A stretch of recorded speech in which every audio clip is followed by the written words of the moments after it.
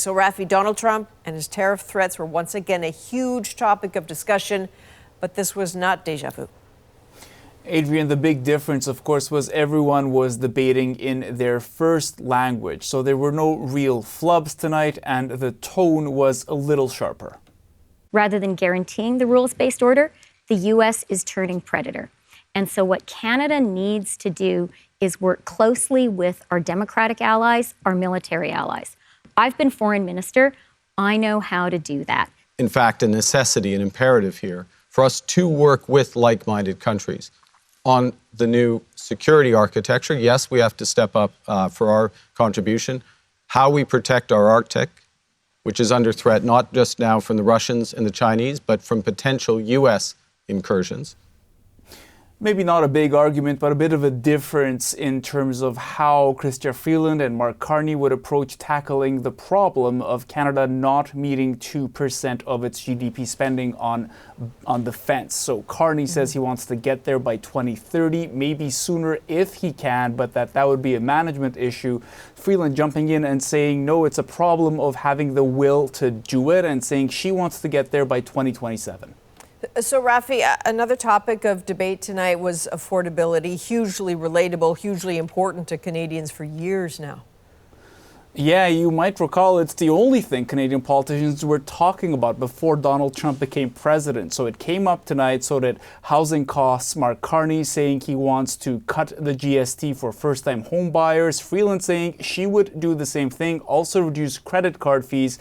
Now, these two candidates have dominated the headlines about this race, but tonight was a chance for Karina Gould, the former House leader, and Frank Baylis, a Montreal businessman and former MP, to stake out their positions. Tackling things like homelessness and housing affordability actually make people's lives more affordable. That's the job of being a politician. It's putting the human face on policy. And I'm going to bring fiscal discipline to Ottawa.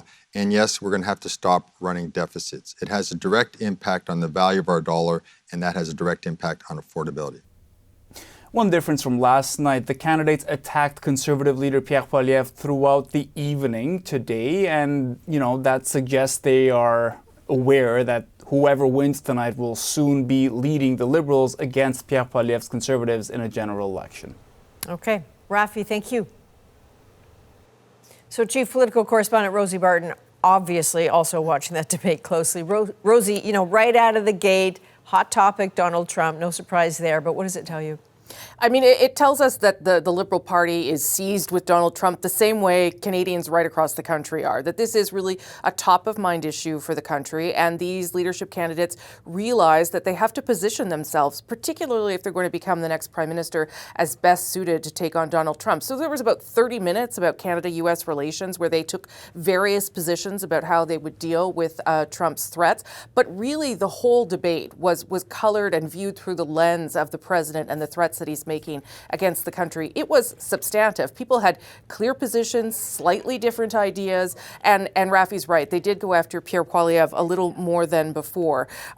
It did answer some questions in terms of being able to differentiate candidates a little bit, but it also demonstrated who really probably is better equipped or has more experience to deal with someone like the president.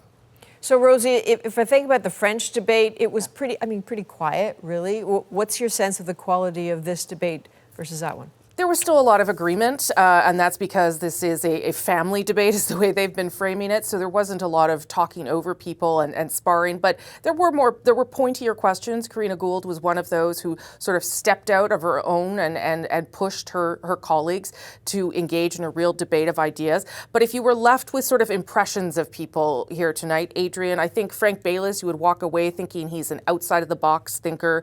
That Freeland, Chrystia Freeland, she says, I'm her own woman. I can take on Donald Trump. For Karina Gould saying she has the experience and the political chops to do this. And finally, Mark Carney saying that he's sort of the serious economist that can take on Trump and Poilievre. So a good mix of ideas and people, but now it will be up to Liberals to decide who wins this race in about 10 days' time or so. Okay, voting starts right away. All right, Rosie Barton, thank you. Adrienne.